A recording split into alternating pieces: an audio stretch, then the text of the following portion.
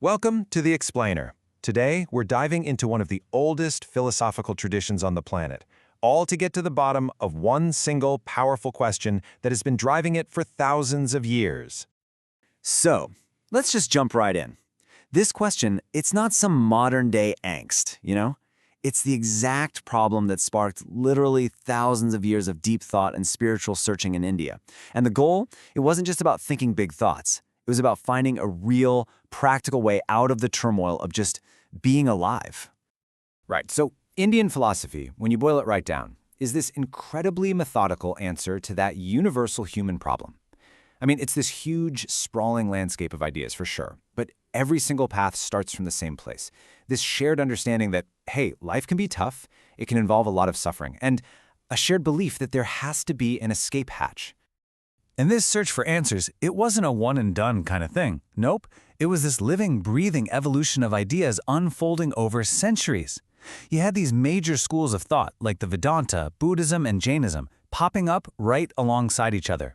And they were constantly talking, arguing, and debating, each one carving out its own unique path to freedom. Okay, so before you can fix something, you gotta know how it works, right? So these ancient thinkers, they first had to really diagnose the problem. They had to figure out the mechanics of our existence. What's the engine that's actually keeping us stuck on this hamster wheel of suffering and rebirth? And right at the heart of that engine, you find karma. Now, it's really important to get this right. This isn't about some cosmic judge handing out rewards or punishments. It's much more like a law of physics. It's an impersonal, unbreakable law of cause and effect. Every single thing you do, good or bad, creates a ripple, a consequence, that will eventually, inevitably, come back around. And that law, karma, is the fuel for what's called samsara. And samsara, well, that's the whole cycle. It's this seemingly endless wheel of being born, dying, and being born all over again that we're all stuck on. Every life we live is shaped by the leftover karma from the last one, forging this chain that just goes back and back and back, forever. So the big question is, how does this thing keep going? Well, it's a self-perpetuating loop. It all kicks off with desire and, well, not knowing any better, ignorance. That desire makes you want to do something, which leads to an action. That's your karma. That action then creates a consequence, like a fruit on a tree that has to be picked. And it's the desire to taste that fruit that pulls you right back into another life, starting the whole cycle over again. It's a perfect trap. Okay, so if desire is the fuel, how do you kill the engine? Well, the first big answer to that came from the Upanishads, and it involved a completely radical rethink of who, or maybe what, we really are. These thinkers brought this idea of the Âtman to the table. And let's be clear, this is not your personality, it's not your ego or your memories. The Âtman is the true, deep-down self. It's this eternal, pure, unchanging core that exists inside every single one of us, totally separate from the everyday chaos of our minds and bodies. And here's the mind-blowing part. The way out, according to this school of thought, isn't through action, but through knowledge. Specifically, it's about having this massive aha moment, this deep, profound realization that your individual self, your Âtman, is actually identical to Brahman. The ultimate infinite reality of the whole universe. You aren't a drop in the ocean, you are the entire ocean in a drop. This quote really just nails it, doesn't it? The idea is, once you truly get that you're one with everything, what's there left to desire? All those little cravings for temporary things, they just dissolve. And without desire, the engine of karma just runs out of gas. It sputters to a halt. And that whole cycle of samsara, it's broken. Game over. So in a nutshell, this solution is all about looking inward. It's a journey to find that permanent, unshakable self deep inside you and realize, oh, that's the only thing that's truly real. But wait a minute. That wasn't the only game in town. Not by a long shot. Around 500 BCE, a totally different answer came along. And this one didn't just disagree with the Vedanta path, it blew its very foundation wide open. This is where the Buddha comes in with a completely revolutionary idea. He basically asked, what if we've got it all wrong?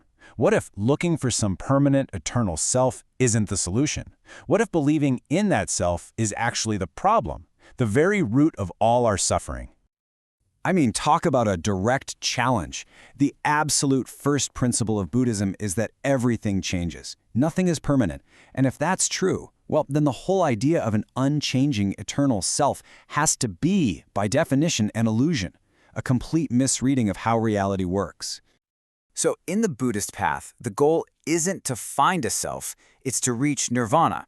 And the word itself is so powerful. It literally means to blow out or to extinguish, like a candle flame. What are you extinguishing? The flame of desire, that constant thirst for more, and most importantly, the illusion that you are this separate, solid, permanent thing. And this just lays it all out, doesn't it? We're standing at a major philosophical crossroads. Two incredibly powerful but totally opposite paths to freedom. Do you escape suffering by finding an eternal self, the Âtman? Or do you find it by accepting that there is no permanent self, an Âtman, and just letting that whole illusion go? So you've got these two heavyweights in the ring, right? Team, there is an eternal self, versus team, there's no eternal self. Faced with these clashing absolutes, a third major school, Jainism, came along and said, hold on, maybe we're asking the wrong question. Maybe the problem is how we think about truth itself. So the Jains developed this really cool logical tool called Vijñânavâda. You can think of it as the theory of maybe. And the core idea is pretty profound. Reality is just way too complicated and messy for simple black and white statements like it is or it is not. Their thinking goes like this. Everything, every object, every idea is like a diamond with an infinite number of facets. So any statement we make about it is like looking at only one of those facets. It's true, but only from our very specific, very limited point of view. No single person can ever see the whole diamond at once. And this is where their famous 7-part logic comes in. So instead of just saying, the self exists, a Jain thinker would get way more nuanced. They'd say, well, from one point of view, maybe it is. From another angle, maybe it is not. And from yet another, maybe it's both. And maybe it's neither. It sounds complicated, but what it really does is make room for multiple, even contradictory truths to all be valid at the same time. It's a built-in humility about what we can actually know for certain.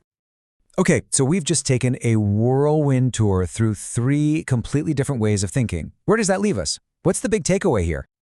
Well, what's pretty clear is that this whole grand project of Indian philosophy doesn't just hand you one simple "this is it" answer. Not at all. Instead, it lays out this incredible spectrum of possibilities. You've got the path of finding a permanent self. You've got the path of realizing there is no permanent self. And you've got this middle path that says, hey, maybe truth is just way more complicated than that.